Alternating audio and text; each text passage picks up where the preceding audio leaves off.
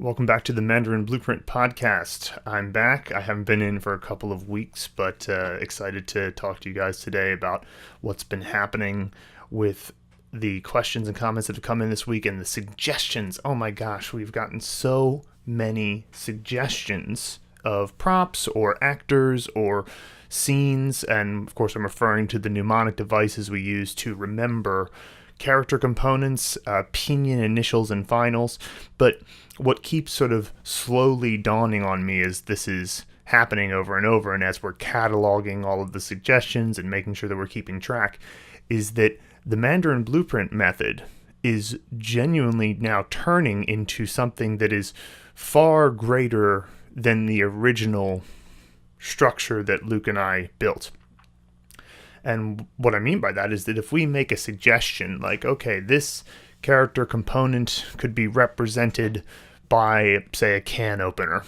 Maybe it looks like a can opener, or there's something about it that kind of makes you feel like, okay, this is kind of like opening something, so we'll say a can opener.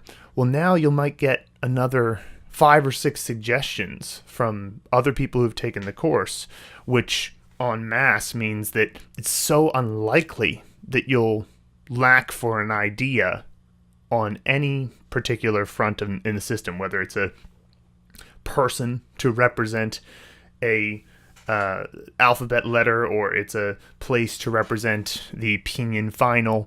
Well, essentially, you're not going to have to be all that creative. And that's what makes, you want the creativity to come in at the level of remembering a character forever. And it's a small amount of creativity, but you don't want to waste your creative energy on the mechanical tools of the method. And the fact that everybody is now submitting their own individual suggestions, and the suggestions are piling up to a point where we're definitely well into the hundreds of prop suggestions, if not over 1,000 suggestions.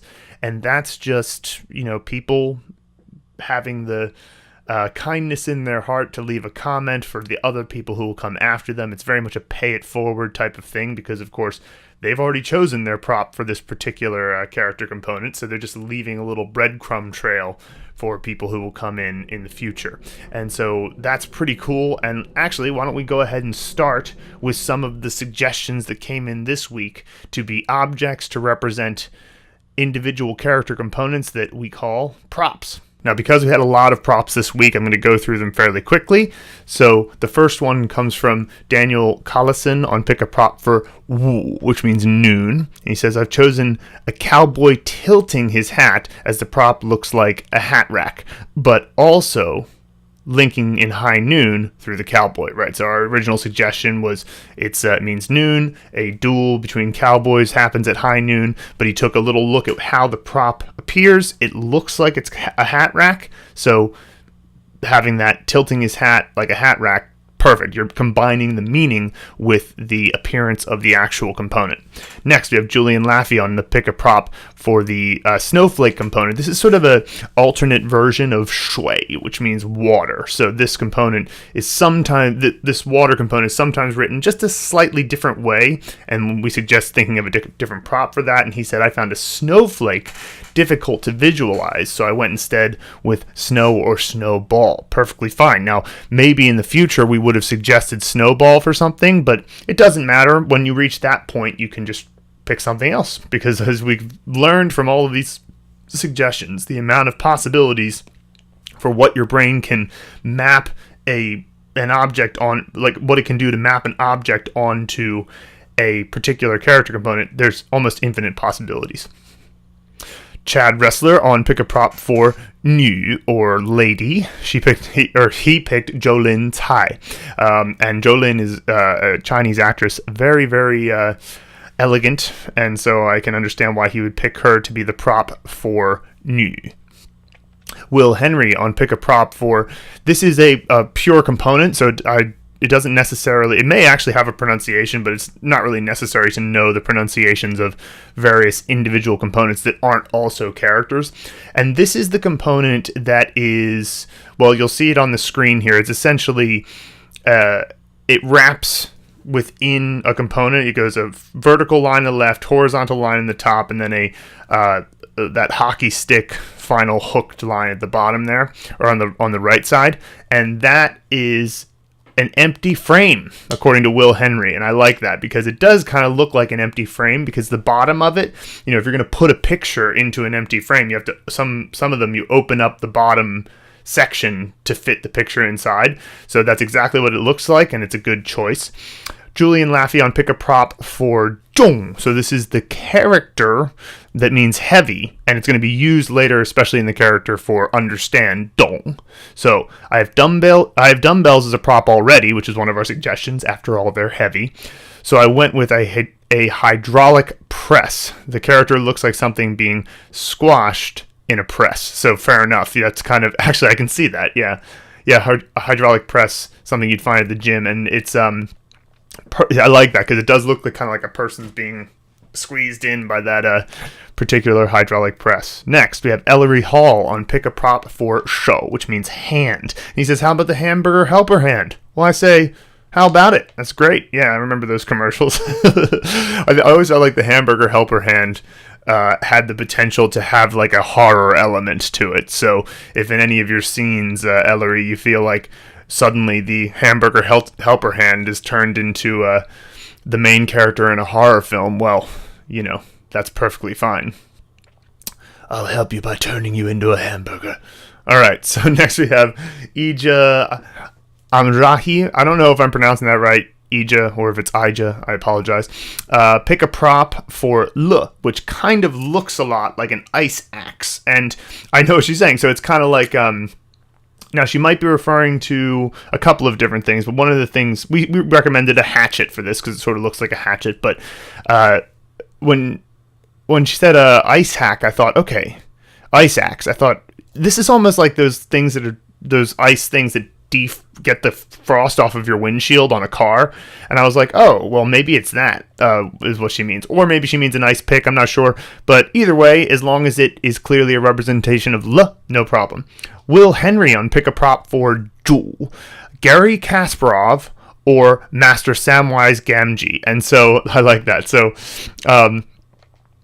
Jul means master, or like sort of main is sort of its more grammatical usage, but it can also, if you just say 主人, that means a master, a person who's the master of a cat or a dog. You might say the dog's 主人 is Sally or something like that. So and so Master Samwise Gamgee, sure.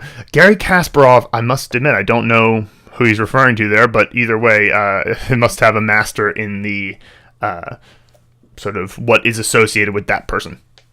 William Edmeades on pick a prop for the temple prop, and he says an Inca temple. Why not? Hey, whichever temple is the most iconic to you. And I like that because, there's all sorts of different types of whatever prop you're trying to choose. So sometimes it's the type that is what makes it profound in your memory. So a temple, well, there's lots of temples, and there's Buddhist temples, there's Taoist temples, there's temples that you'll find that are deep in the wilderness in Cambodia, but there's also Inca temples, and whichever one you find to be the most iconic, that's the one that you should pick, because it's sort of an axiomatic truth that if you find it to be iconic, then it's memorable, because how else did it become iconic to you? So next we have William Edmeades again on the pick a prop for this is bamboo when it's on the top section of a character, and he says 2 bamboo light fittings.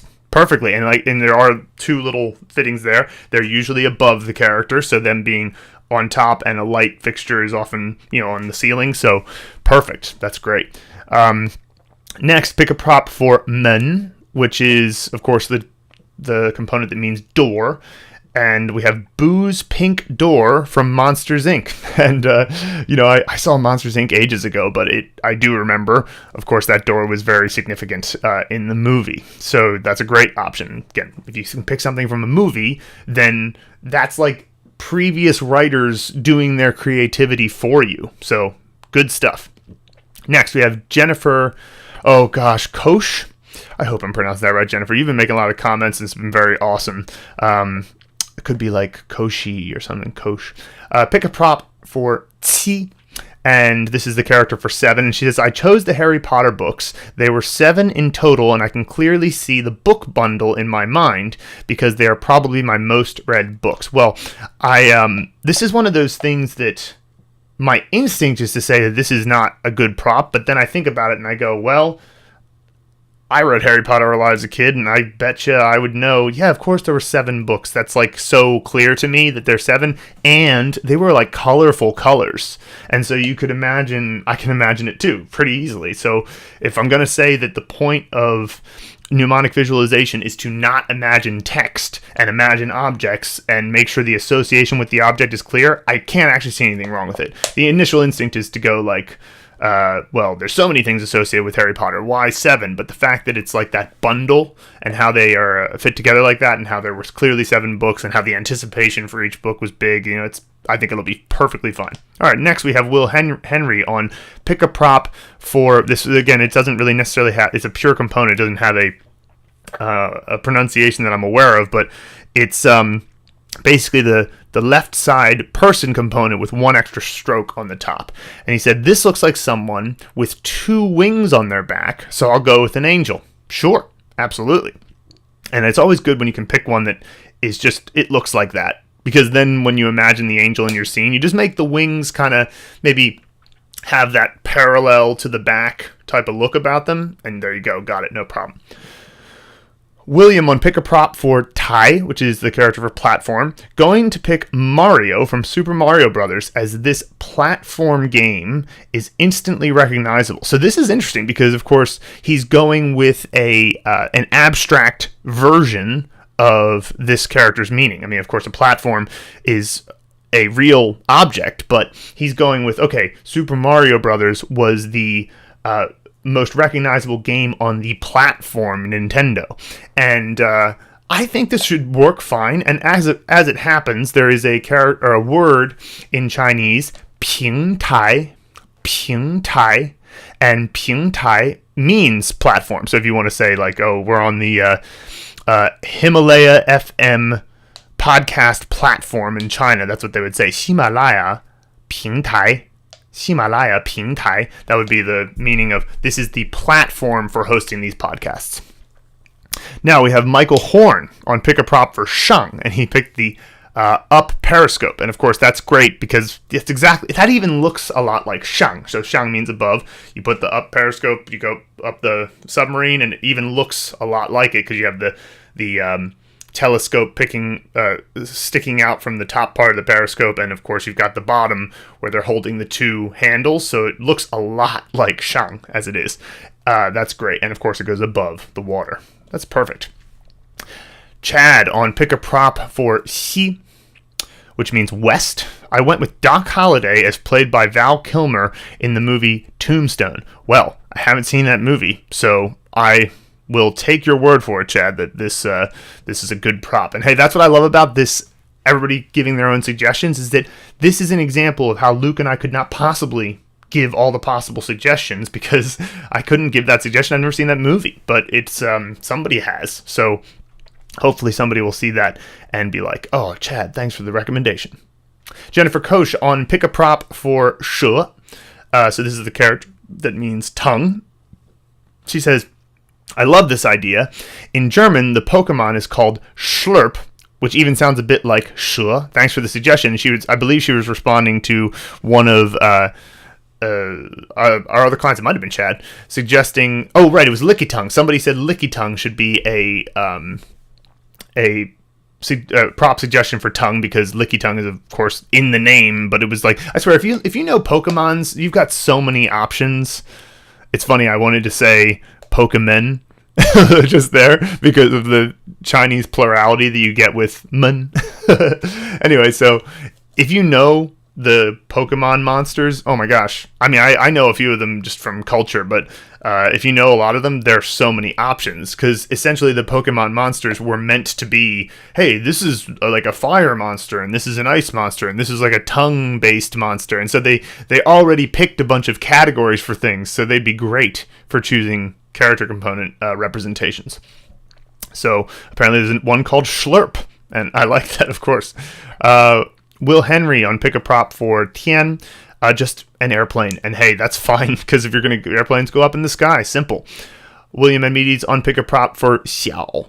Can't get much smaller than an atom, so I'm going to go with that. Sure, absolutely. And atoms, I think we make a recommendation of an atom at one point, but again, it doesn't matter because you can just use something else when you get to that point. I think that it might have been for nay, but even still, there's so many other things you could choose for that. So let's see. Will Henry on pick a prop for guan, which means to close, and he says prop a simple closed sign that you might find in the window of a shop or restaurant. Simple. Yeah, absolutely. And that's an iconic enough sign, and that also reminds me of a Mitch Hedberg joke where he said, I was walking by the dry cleaner at 3 a.m.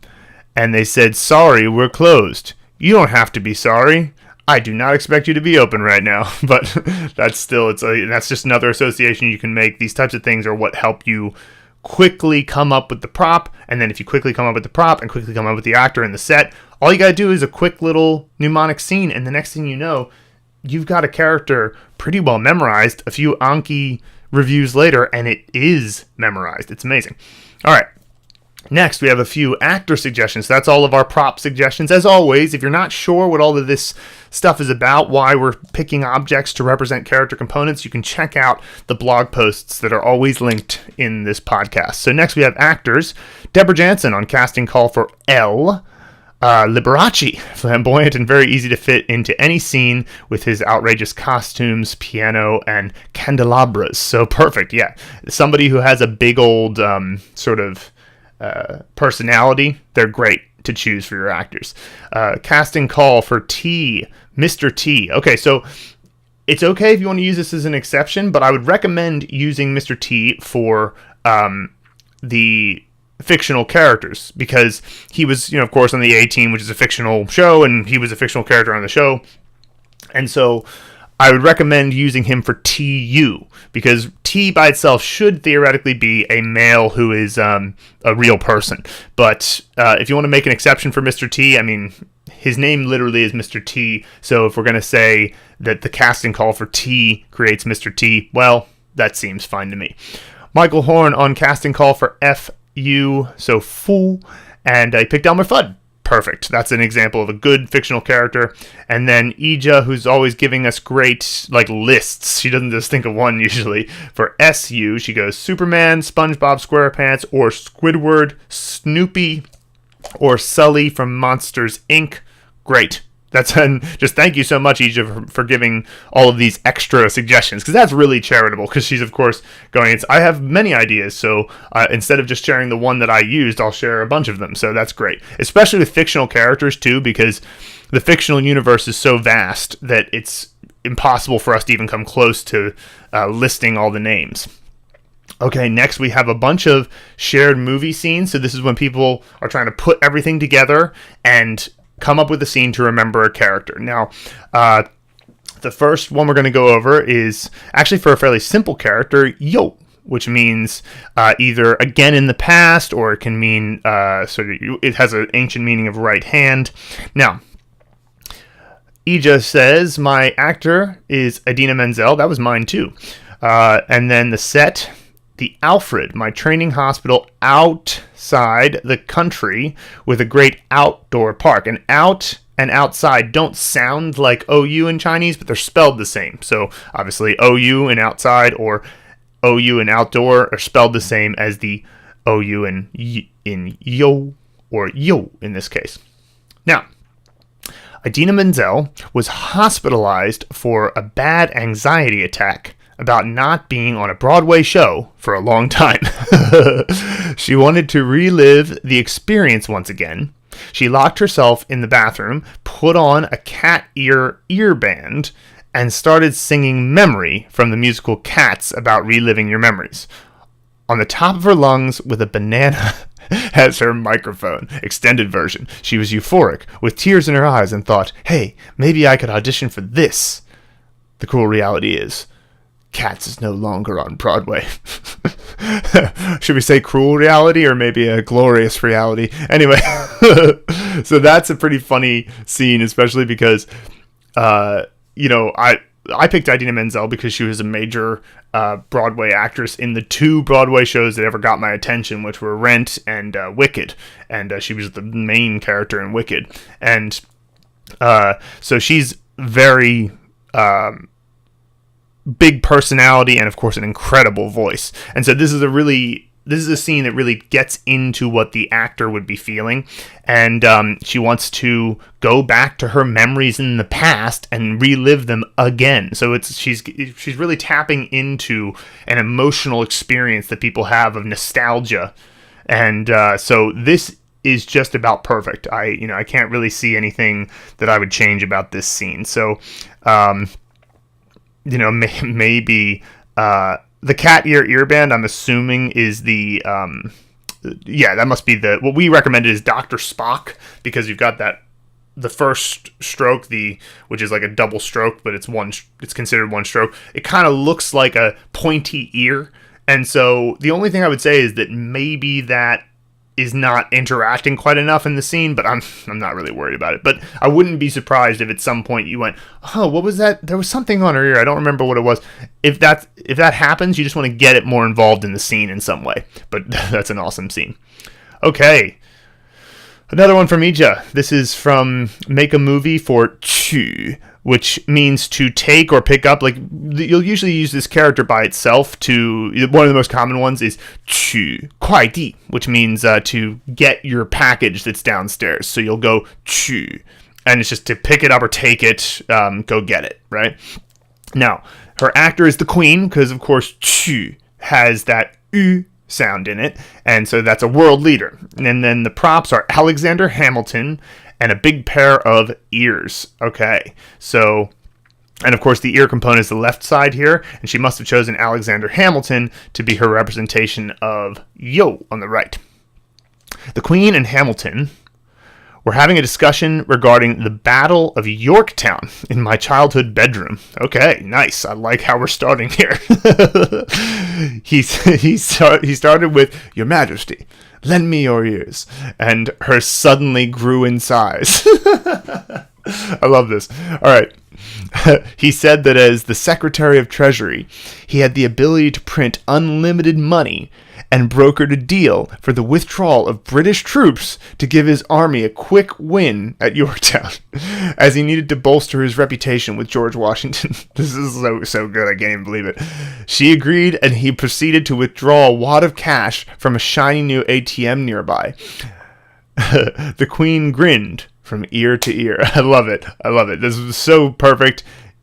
Taking money out of an ATM. Yeah, that's another thing, is the ATM is the 取款机, taking out money from the ATM. This perfect scene, and I love the historical references. It's funny. Lend me your ears, and she just, I'll just grow them in size. Perfect. All right. William on Make a Movie for 坏, which means it's opposite of 好. It means like bad or rotten or, just sort of morally bad, not necessarily poor in quality. That would be cha. Okay. I've got my HU actor, which is the Hulk, in the bathroom of my AI set. My props are a cube of Minecraft soil, that's the soil part, and a no smoking sign, because the right side component is boo, or no, so no smoking sign is fairly visual. All right. So the Hulk arrives in the bathroom and sees the cube of soil and a no smoking sign. Thinking that he's a bad boy, and with a cheeky smile on his face, he grabs some of the soil, rolls it into a cigarette, smokes it, and then splutters and coughs because it tasted bad. Perfect. I love it. That's exactly what you want to get out of that. You have this no smoking sign. What does that no smoking sign imply? Well, it's bad to smoke here, essentially. And then he's like, I'm a bad boy. Cheeky smile, too. Get that cheeky smile facial expression in there. Perfect. Love it. Okay, next we have William again on Make a Movie for Gong. Wow, William submitted a lot of stories this week. Thank you. All right. I've got my granddad outside the entrance to my uni. So granddad represents G, and the uni is ONG. And the props are Popeye's arm. Yep, absolutely. And a magic 8-ball. So the magic 8-ball is the top component, and Popeye's arm, which we recommend is elbow, but it's kind of, I could see how it could be Popeye's arm. They are the two components, top and bottom, respectively. Okay. Upon arriving to uni, I noticed that my granddad is waiting there for me in a tank top with massive Popeye arms, ridiculous multicolored shorts, and a hat with a magic 8-ball attached to it. Okay, all right, I got it. I like the multicolored shorts idea. I exclaimed, "Granddad, what are you wearing? You can't wear that in public." Yep, sure. So the idea of public is kind of, sometimes it could be a little bit abstract, because theoretically almost anywhere in that you are, unless you're inside a house, is public, or I guess inside a private building. And so like anywhere outside is pretty much public. So you're like, okay, how do I get this going? And that's a good association. You can't wear that in public. And so perfect. All right. Next. All right. This is the make a movie for Jian, which means simple. I've got my J.I. actress removing everything from the living room of my A.N. set. Everything except for the giant bamboo light fittings and a metronome representing interval. Yeah, see, there you go. Yeah, beneath them. Opting for a more simple layout. So, yeah, I like it. Yeah, because of course, the bottom component, Jian, means interval when it's by itself. So going for the metronome representing the interval makes a lot of sense. And then, they use metronomes even in interval training at the gym, but of course metronomes are most commonly associated with music. But still, I like that association as a prop. And then going with the simple room. I mean, I would say that with this scene, it's possible that you'll end up finding it to be, I think there maybe could be better associations with simple you could find, but this may work. See, this is the type of scene that I would say, take note of whether or not you remember this. If you don't remember this, you might have actually gone too simple. But I mean, we do like to keep our scenes simple, and that's really key. So, yeah, everything except for the giant bamboo light fittings and a metronome beneath them, opting for a more simple layout. Right. Yeah, and I mean, that may work. The only problem is there could be other associations with this idea. Like, it could be frugality, or it could be that you're trying to say something about the metronome, or maybe, it's just the kind of thing you want to bear in mind that in 6 months, this may not be clear that simple was the concept here. Whereas, I think of something, when I think of simple, I think of things that got simplified. So perhaps you could have a series of objects that have a more complex version and a simpler version. So you can imagine you got a grand piano, and then you got a toy piano, and then you've got a huge NBA perfectly made basketball net, and then you've got a kid's toy basketball net, and you've got these different simplified versions of things. That's a possibility, but just use that if you end up forgetting this one, William. Okay. Next, we have William again on the make a movie for S, and this is the character that means to operate something. So a siji is the one who operates a machine, and they're a driver. And then we say, okay, we have the gongsi, which is the public operation or a company, right? So let's see here. I've got Stephen Hawking outside the entrance of my childhood home. Sure, Stephen Hawking represents SI. There's no final, and so we have in its first tone, so we're outside the childhood home. We're with the pincers, Rolling Stone's mouth, and razor blade.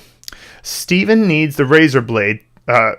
Stephen needs the razor blade separate from the mouth, but he can't do it in his current state, being in a wheelchair and all.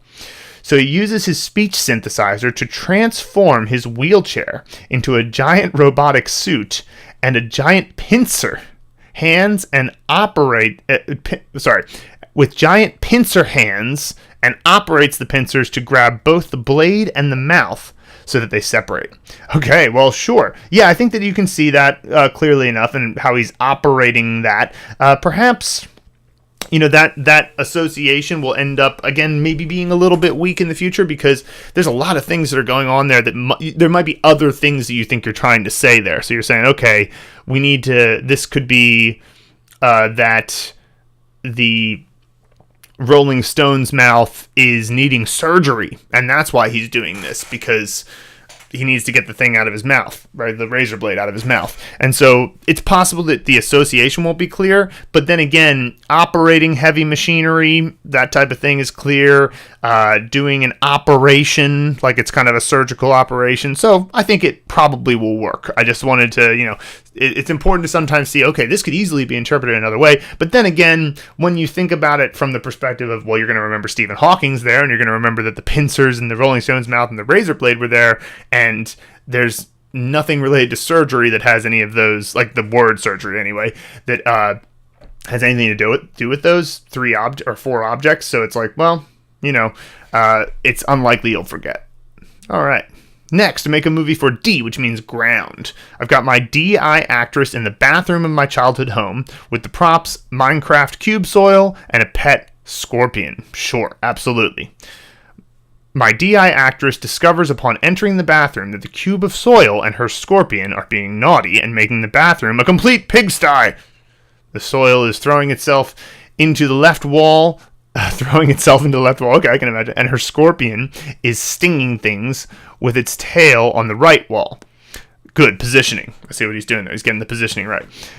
With a horrified look, my DI actress yells, "You're grounded!" And of course, you might want to even have her going, "You're grounded," and then the I don't know how Minecraft soil could have a sad face, but you might be able to pull it off, and then the scorpion could just be like, "Oh," and walk towards their bedroom where they'll be grounded. Yeah, and I mean, of course, that's a good association because you're in your childhood home, which is, if you're ever grounded, that's where it would have happened, so that's good. And of course, I think it's kind of interesting. William will sometimes use these options for expressing the meaning that are abstract, despite the fact that ground is actually kind of a concrete thing. You can imagine the ground or the soil below you in some way as being right there, but it is kind of everywhere, so it's hard to figure out that, well, that's the thing I mean. So having this "you're grounded" idea makes it distinct.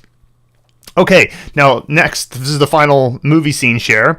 This is to make a movie for R, which is a character that is only really necessary to learn for the purpose of learning the pronoun ni, because it's a major component in the pronoun for you. And so it's not necessarily all that important to learn in the early days, although it will be used a lot in people's names, so name transcriptions. And so it also has an ancient meaning of like thou, so like the sort of wherefore art thou, right? Okay. I've got two Jackie Chans in my scene for this one, taking place in the living room of my childhood home. My props are a red bow tie and an atom. The two Jackie Chans are performing the play Romeo and Juliet in my living room, complete with Shakespearean attire. And Juliet wearing a long blonde wig. Perfect. "Romeo, Romeo, wherefore art thou, Romeo," says Juliet. In comes Romeo, bursting into the room.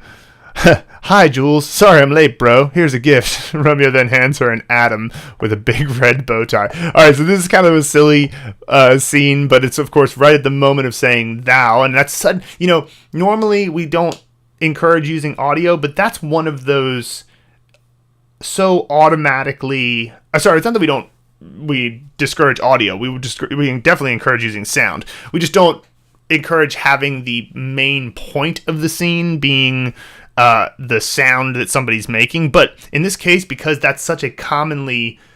It's like one of the most common lines in all of Shakespearean literature, and everybody studies it in the Western world. So it's like, well, at the moment where she says thou, and then of course you add in the comedy because of course suddenly Romeo's like, "Oh, hey Jules, sorry I'm late, bro." Then it kind of, and then the atom being the gift. I mean, the fact is, this is kind of a zany scene, and I don't know if it's all that. It may just be memorable just because of how random it is, but on the other hand, it's not that important of a character because it's only used as a major component in other characters, so I think you'll be fine. And I think you'll still remember it anyway, because that was so silly. All right, cool. Next, we'll move on from the movie scene shares into some further questions. So, Will Henry on New Vocabulary Unlocked, 记得. So this is the character 记得 for to remember something. In this context, the character should be pronounced d, right? I don't see that mentioned on this page, and I'm afraid some learners may think this word is pronounced 记得 Or am I missing something where it's clarified? Well, first of all, I did clarify this because you're right, Will. I didn't exactly write that in the description. And I think the reason why I missed it was because the pronunciation for the second character when it's by itself as a verb is day. And that means must or have to. And that is the only character of any significance. So there's like one character. There's probably some other ancient characters or like an expression that's very, very strange that uses day. But in Mandarin, this is the only character that is pronounced DEI when it is by itself as a verb. Every other context where it's not a verb, it's pronounced d. Or duh, but it's either d or duh, but it's never day when it's not a verb. And so, I should say when it's not, because when it's duh, it can be a verb as well. But it's when it's in the context that you can understand that the person is clearly saying, you have to do this, then that's when it is pronounced day. And, those types of things, by the way, regarding pronunciation and regarding the different types of, when do I know it's this pronunciation or it's that pronunciation? And this is one of those things where I totally get why people want to ask this question. I'm like, yeah, of course. It seems weird. How could you possibly know? But the answer is just, you'll know after you get enough input. Because once you get enough input, you will just have seen it in the context where it's pronounced day and get it very clearly, because you get to understand where verbs are, you understand where the various times where it's clearly not a verb, and so you'll just know. And even cooler is you'll have situations where, like, here's an example. So there's a character that is normally pronounced sheng, and it means like a province, in China or maybe in Canada or something, sheng. And sometimes, though, it is pronounced xing. And the first time I ever saw it pronounced xing was when I saw it in the word fanxing. And you use that to say fanxing 自己, which means like to reflect upon yourself, kind of like think about your life and reflect on your actions, shall we say. And I noticed that there was a new word that contained that character, and again, the character in and of itself doesn't give any indication whether or not it's sheng or xing. And by the way, when it's pronounced sheng, it can also mean to save money, right? So, and then I saw it in a different context where it was basically saying like that somebody had passed out, right? And I just knew that it must be pronounced xing in that context and not sheng.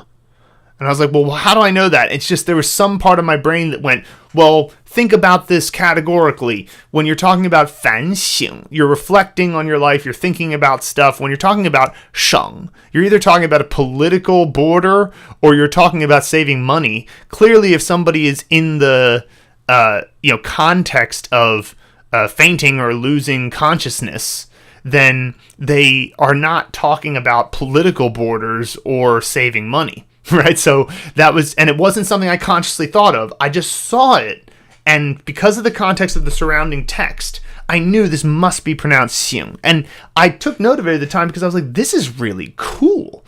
How could it be that I just remembered, that I just figured that out? And so it's one of those things where when you look at different pronunciations of characters, it can be an intimidating thing as a beginning learner. But just remember that in the future, you're going to have the help of context. And that help is robust. It's fairly robust, the help you'll get from context. So let me just make sure sheng and xing are the keys there. I'm just going to write that down because I want to make sure that you guys can get that on the screen. Our video editor, Lenka, is excellent, but she doesn't speak Chinese, so we have to give those little bits of advice to her here. All right, so that's sheng, and then we have fanxing. Awesome, cool. All right, so next we have Garth Grescu on problem initial Z, Hanzi, and Z. Garth says, and by the way, Garth's been leaving these cool, like, creative messages. I think he's looking at our course from a very like wide angle lens. I get the sense that Garth is a very creative guy. All right, so Chinese pronunciation compared to English and many other languages is like comparing percussion instruments, especially piano performance, to all other instruments, for example, brass woodwinds, strings that can allow for modification of the tone after the attack. And Garth, you're a man after my own heart. I'm a percussionist since I was 9 years old, and I think this a lot about Chinese, how Chinese comparatively to other languages is quite staccato. Right, you're going to get a lot more attack. You're going to get a lot more, and I mean, sure, there are tones, but they're somewhat set comparatively. Like, so, if I imagine playing a marimba, you're going to get different tones, but it's going to be very percussive. And timpani, for example, timpani is a drum where you hit it, and you can actually change the tone with a pedal below after you hit it. So you can go like boom, boom. So that could be like ma, right? You could get that tone in there. You could go boom if you wanted to, and that would be more, the falling tone. And so there's definitely a percussive element to it. 给你们举个例子，我每天在中国生活，感觉是我说的语言很像打击乐的乐器。Right? So I said, like, every day for me in China, when I'm speaking Chinese, I think that Chinese sounds like percussive instruments. So, completely agree, Garth. And think about that just compared to French, by the way. Like, imagine somebody speaking French. I don't speak French, but if you can imagine how legato it sounds, it's much more like a flute, or a woodwind instrument. So, Abigail, on New Vocabulary Unlocked, 过来. Just to clarify, we should only be unsuspending one example for each usage in Anki and deleting the other cards. So, never delete cards. I would recommend never deleting any cards in Anki. Now, suspending a card is effectively deleting it in the sense that you're not going to see it come up in your queue. But I wouldn't recommend deleting it completely because you may change your mind later and decide that you do want to use that sentence. So suspending it keeps it in your deck, but you just don't see it in your queue. If you want to delete it, then you're never going to see it again. So we've been actually getting a lot of feedback recently from people saying it seems like there's too many sentences, especially in phase 3 before you get to the larger context of larger stories. And so we're going to kind of encourage people to do a bit more on the side of things, which is like the sort of picking the one sentence per usage, and we might even give you some guidance on that. We'll see. We'll look through and decide, okay, we think this is the best sentence for this particular character, so we'll bold it or something and say, if you want to just do one, you can do that one. And then you can look at the other sentences and say, okay, do I want to do this one or do I want to do that one? And you can decide for yourself. But perhaps if you only want to do one sentence per usage, you can choose those. As a matter of fact, that's a good idea to the point where I'm sure that we'll do it. When we'll get to it, because we're busy with a lot of stuff right now, I'm not sure. But what we'll do is we'll highlight or bolden a particular sentence. And by doing that, what we'll effectively achieve is the ability to choose only to do the main sentence, and then the other sentences will be optional. Because by doing it that way, you can save yourself some time. Now, it's higher quality if you go through each individual sentence, but there are a lot, so I can understand why people would be like, it seems like I'm spending a lot of time on sentences. I want to feel like my progress through the characters is going a bit faster. And you can always go back and do those sentences again later. And that's, that's not a bad way to go about it. So here's a way you could go about the Mandarin Blueprint Method course, because there's a lot of ways. You could learn the characters, learn the words, and learn the most important sentence, right? And then, after you've gotten through the whole course, up until level 36 for now, we will expand, but it goes to level 36 for now, character 592. You could then go back and then unsuspend all of those sentences you didn't do, and by then you're going to know the vast majority of the words, so you'll fly through the sentences, because it's not like you're learning the words at the time. You'll be going back through it with a larger knowledge base, And so you'll be getting that input that's all comprehensible. So that's an option as well. Okay, Ija on Make a Movie for Wen. Interesting to have an ear component in a character that means to smell. Made me curious about the etymology of this one. I noticed that too. When I started learning Chinese, and it's kind of interesting how a character like this that has ear in the middle of a door. And I always thought of this, and I'm not saying that this is the etymology. I do not know what the etymology is off the top of my head, but I always thought of it as like your sense of smell is, very sort of internal. It's like, kind of in the middle between your two ears where you're getting that sense of smell. And it's almost like there's a door around it. I always imagine there's like a door opening to smell, because you can hold your breath. But, you can cover your ears, I suppose, but you can't really, stop yourself from hearing things, but you can hold your breath and stop yourself from smelling something. So it's almost like I can close the door on smell if I want to. It's kind of a weird way of me imagining it, but that was something that helped me remember it as meaning smell and not having to do with hearing something. Next, we have Ija on New Vocabulary Unlocked, 交朋友, which means to make friends. And so this character, 交, has a really interesting type of set of usages. And fundamentally, if you really were to break all of them down, they come down to being related to how human beings exchange information or trade or have some kind of interaction that's a bit of an exchange in some way.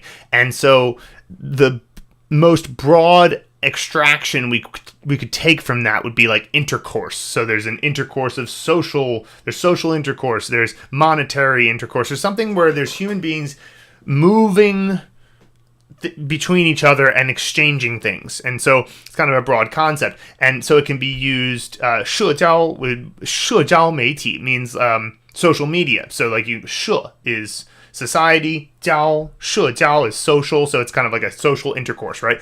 And then you have 交房租, which would mean to give your rent, or 交费, which just means to hand over your payment for something. And so there's that's a form of intercourse. And of course, if you wanted to say in a formal, academic setting, sexual intercourse, you could say 性交. And Ija said, I couldn't help but think that since the keyword for 交 was intercourse, 交朋友 would mean friends with benefits. And hey, that's a good association. Obviously it's not the meaning of it. There is a word for that. The word for that is 炮友. And I wouldn't necessarily recommend using this word lightly if you're in China, but that is the word for friends with benefits. But you still have the 友 of 朋友, but instead you have the first word, which is 炮, which means like a cannon explosion. So read into that as you'd like. But that's a good way to come up with an association with a new word that is, quick, and it will make you kind of, laugh at it and whatever. Gary Werner on the last video from the Pronunciation Mastery, Gary says, finished the course today. Very happy that I invested in Mandarin Blueprint. See you two at the top of the Chinese learning mountain.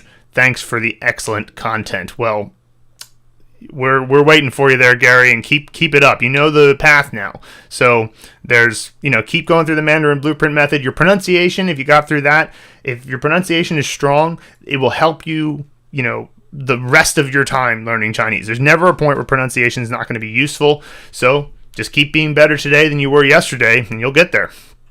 Thank you very much for the kind words. Finally, last comment from this week. This is from a YouTube video, How Much Does Talent Matter When Learning Chinese? This is one of our videos. And this is Andrea Blengini. I hope I'm pronouncing that correctly. Andrea says, I'd like to thank you both for your hard work. It is helping me a lot with my pronunciation. My native language is Spanish, my second one is English, and my third, although very poor, is French. So Chinese is mixing some tongue positions and also vowels and consonants present in those three languages, plus it has the visual complexity of Hanzi, with all the language levels attached to them. I teach chemistry, so symbols and hidden meanings plus structures made by little blocks are familiar to me. That's kind of a cool connection there. Maybe that's why I'm really enjoying the hard work that it takes to train my brain to fully understand Chinese in all its different levels. Thank you very much again. You are part of my pathway to this amazing way of communicating. I love this analogy to chemistry because a lot of Hanzi are just like this. They have this feeling like you're just kind of putting the building blocks together and creating new elements. And that's very much, of course, like how chemical compounds work. And the changing between the languages, changing between Spanish, French, and Chinese. This is one of the reasons why I think becoming a polyglot is so fascinating, because polyglots they can extract out of the many languages what is the commonality between them. And that's one of the things that I find so endlessly fascinating about Chinese, is how you can take, two concepts that two different sets of languages evolved a sort of set of thinking about, a set of concepts around, and then you can look at the same concept, something that's very similar, that the concept itself exists in the language, but because the initial sort of building blocks were slightly different, a whole different but similar in its basis set of ideas and conclusions and ways of thinking about that concept evolved over time. And it's just fascinating to watch. It does have chemistry type analogies. Of course, it does have the, it's so cool. You get the Spanish, French, and English different tongue positions to be able to tell how the Chinese pronunciation works. And we're so happy we would be able to help. And please keep it up. And we'll see you hopefully on the Mandarin Blueprint Method. So that's it for this week. If you guys have any questions, you can send it in to contact@mandarinblueprint.com. As always, you can get us on social media: Facebook, YouTube, Instagram, Twitter, LinkedIn, Pinterest, even Reddit. We're on all those places. And, of course, one of the things that we'd really like to ask for on occasion is that you leave us a review on Facebook or a review on iTunes. I mean, you're listening to this over some type of podcast app, so if you go over to iTunes and leave us a rating there, that actually is surprisingly helpful. Although I did read an article yesterday or I heard about an article yesterday that Apple might be phasing out iTunes. But still, Stitcher or Spotify, you can leave us a rating there as well. And thank you so much for listening, and we'll see you next week.